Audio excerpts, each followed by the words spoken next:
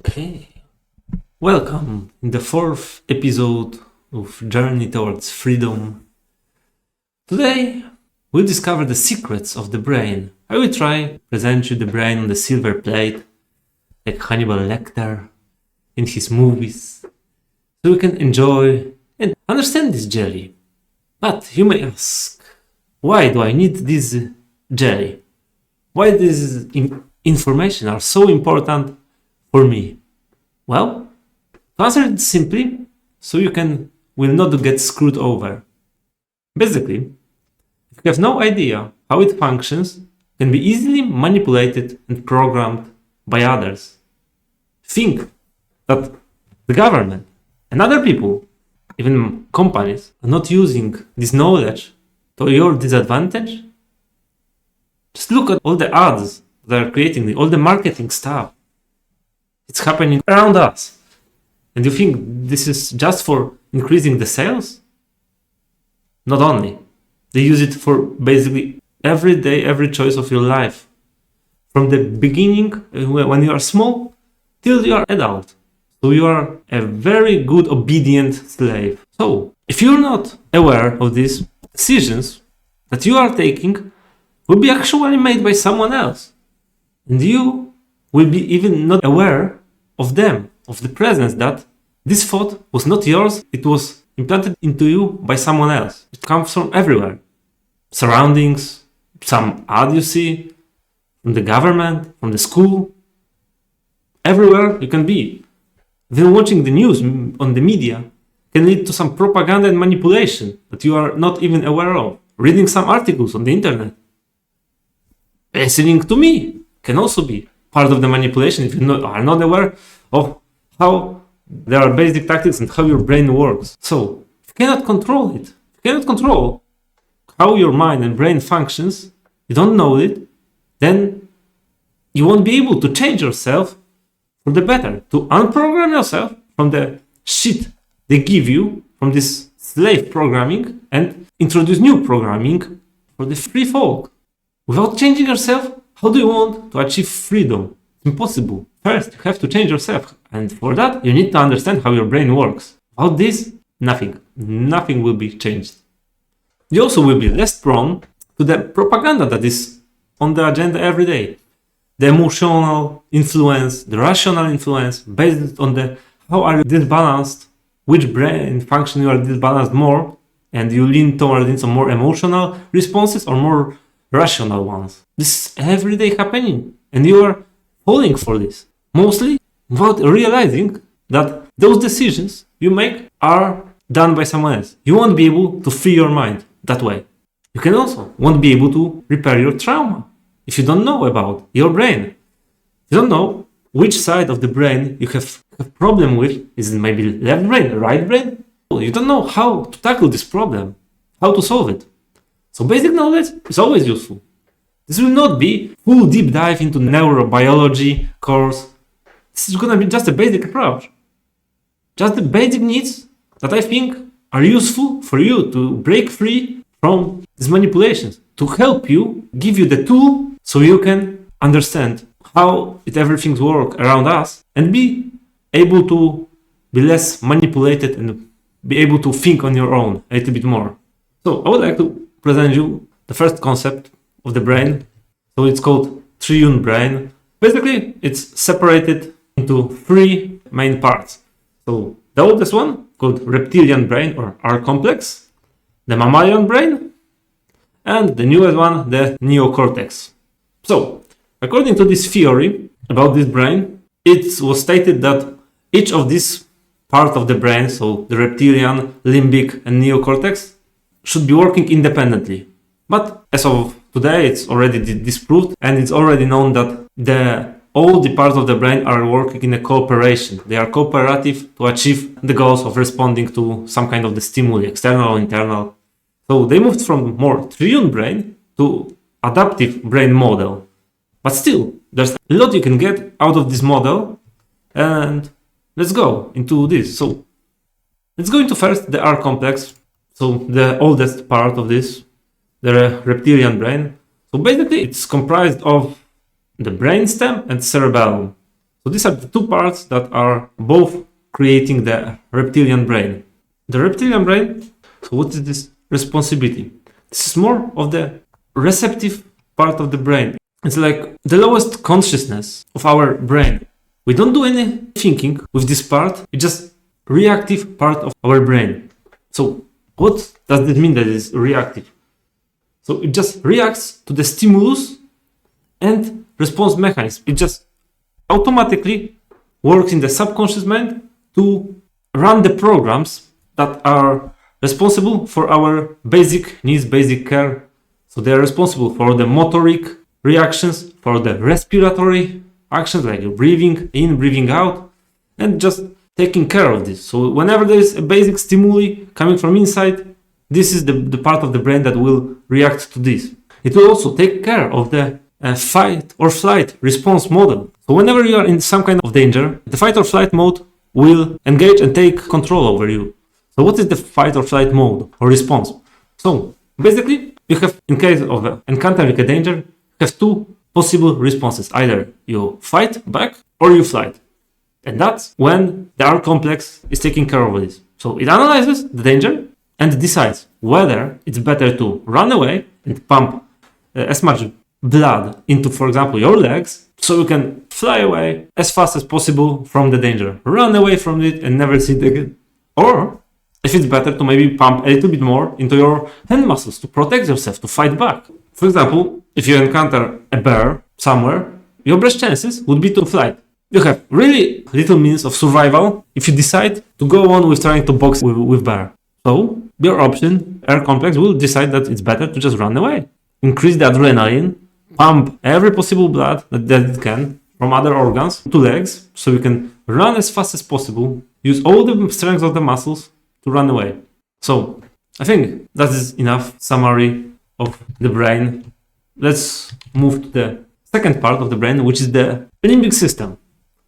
So limbic system is also called the middle brain or the mammalian brain, and it consists of thalamus, hypothalamus, hippocampus, or amygdala. So these are the components of this limbic brain. Now, what are the limbic brain responsibilities? Limbic brain is responsible for all the emotions happening in your body, what that you feel, are happening primarily in the limbic system. So, how does exactly this works? So, emotions arise when the limbic system processes patterns and assigns meaning to them. Then it activates the hypothalamus, I hope I'm pronouncing it correctly, which triggers the psychological reactions in the brain. For example, increased heart rate, feelings of joy, or maybe the stress. So we have two possible stimuli. First is external. For example, you hear someone screaming, you see a bear, as in the previous example. Someone is touching you, maybe a familiar touch, an unfamiliar touch, or internal. It can be memories, traumas, thoughts, some kind of the changes in your body, for example, hunger or pain. And then, based on this stimuli, it assigns the emotional meaning. And that is the basic responsibility for this limbic brain, limbic system. Let's move to the last and the biggest part of our human brain, which is the neocortex. This is the largest, this is the gray matter around our brain. This is the most complex one, and it's where all our complex thought processes, the higher order thinking is happening. Our sense of morality, our possibility to analyze symbolically, our intuition. This is where all these things, well, all these, let's say, thoughts come from that makes us who we are, makes us human, and allows us to become aware of the system, makes us also bound to the natural law. So I would like to focus a little bit on two parts of this brain, just not to focus on every aspect of this, how this works in the neurobiological sense. So this is the frontal and prefrontal cortex, the two youngest parts of the brain, and mostly they are being developed during our growth in the early years of our life. So just to simplify it a little bit, you can compare it to the blank sheet. Yeah, on a blank sheet, it records every experience that we are experiencing throughout our early life. Then it, from this, creates neural connections so that our brain is easier and faster to respond to similar experiences that we will encounter in the future. So it creates some kind of the basic programs that it will activate so we can run them when experiencing some kind of the stimuli, external or internal. Let's move and talk a little bit about the adaptive model. The adaptive model is more comprised of the neuroplasticity of our brain. So what does it mean? Well, it means that the brain tries to adapt and anticipate any events that comes, external or internal events, and choose a proper reaction. Now, since it works mostly on the predictions, it can come up to a wrong prediction. So if it predicts wrong, it will apply incorrect response to the given event. So if this is happening more and more and more, that the prediction is wrong, it just cuts out the neural connections that are connected to this particular event and creates a new one. So this is made so we can be made of faster decisions, and it gives us the possibility of change. This is why it's so important to understand how our brain works. Thanks to this model and the understanding of our brain, this plasticity of our brain, this neuroplastic, you can rewrite or translate some of the neural connection into something new. So you can change yourself just by trying to understand some kind of the behaviors you do are based on incorrect programs that were created during your early life in the frontal and prefrontal cortex. So this model actually denies the theory that we are being born with some kind of the nature. So the children are born basically with a blank sheet, and then the responses are generated on the basis of experience during the first years of our life. So during these first years, which are crucial to our development, the brain, based on the environment, our parents, ourselves, and interacting with the external world, will create the basic patterns how to react, how to work with this, how to be able to move around in this interesting world we're living in. With these patterns, we can have some kind of the improper reactions to some kind of the events that occur. For example, someone points out some kind of the mistakes that we made. Now, if, for example, in your younger ages, when you were young, say father or mother was constantly aggressive about the mistakes you made. They were shouting at you, saying that you are worthless, that you should never make such a mistakes. This is what you learn, that this is the response that should be made if someone points out their mistakes. Aggression, for example, instead of being able, okay, maybe someone tries to help me with pointing out my mistakes, and instead of acting with aggression, I should maybe try to consider if it is worth for me to change, to fix something, because it is an improper, I'm doing something improperly. But first you need to understand why your aggressive reaction, where it comes from. It can come from the very young age, and you trying to mimic your parents that were aggressive when their mistake was pointed out, or when you did something wrong and they, in very aggressive tone, tried to point out that you shouldn't make such a mistakes. So let's go back to our neocortex and let's talk a little bit about the left and right hemispheres of our brain.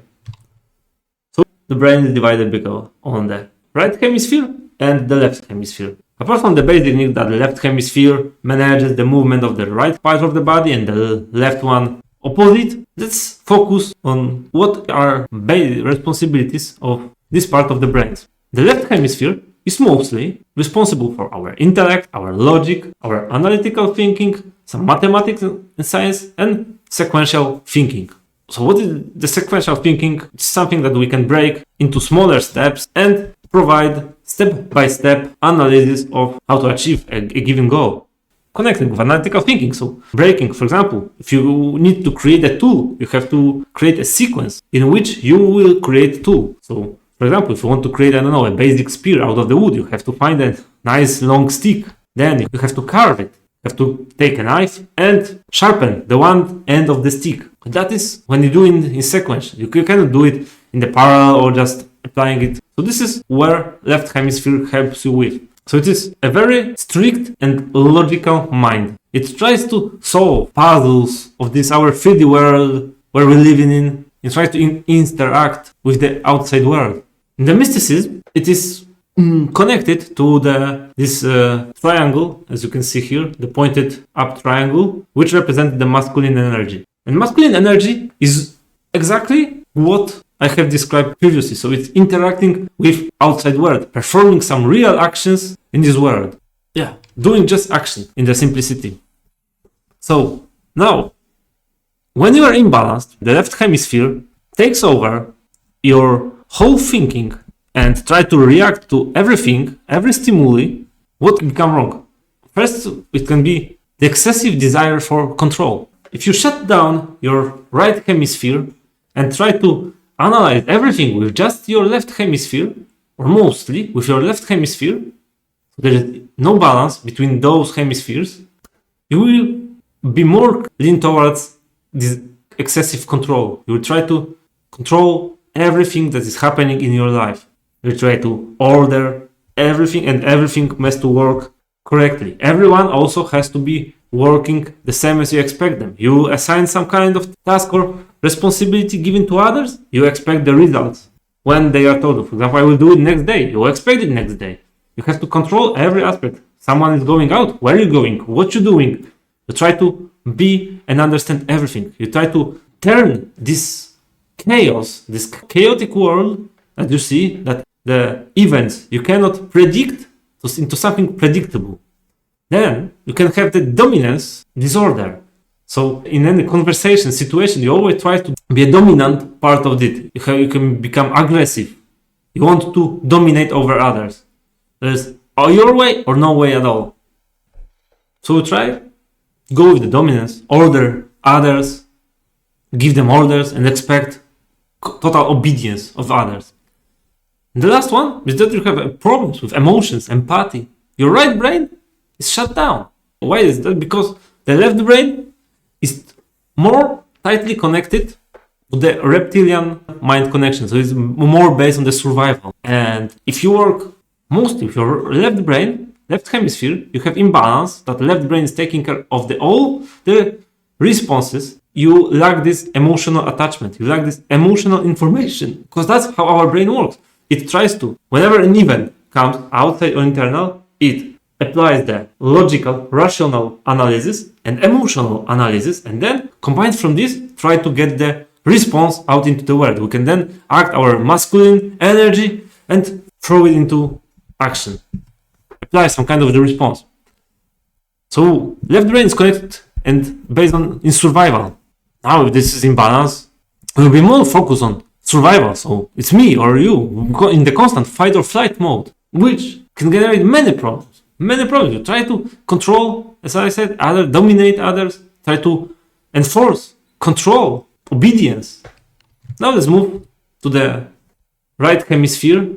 And in this right hemisphere, you can see that these responsibilities are more about the intuition, imagination or creativity, more holistic thinking, compassion, and pattern recognition. So if the left brain is more connected to the reptilian brain, the right brain is more connected to the limbic system, which is responsible for all the emotions. So this is where we create our compassion.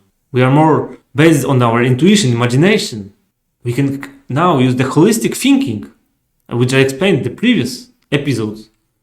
And also, in the mysticism, it is connected to our feminine energy, our intuition, our internal state of the mind, because it is a triangle pointed downwards. It is pointed inside of us, because the right hemisphere is working mostly independently. If left brain is focused outside of us, taking care of the action, well, no one sees your intuition. No one can see your imagination, creativity, your emotions. Those are something that are internal weight for you. So this is more feminine energy. The care, the compassion. That's what feminine energy is used for.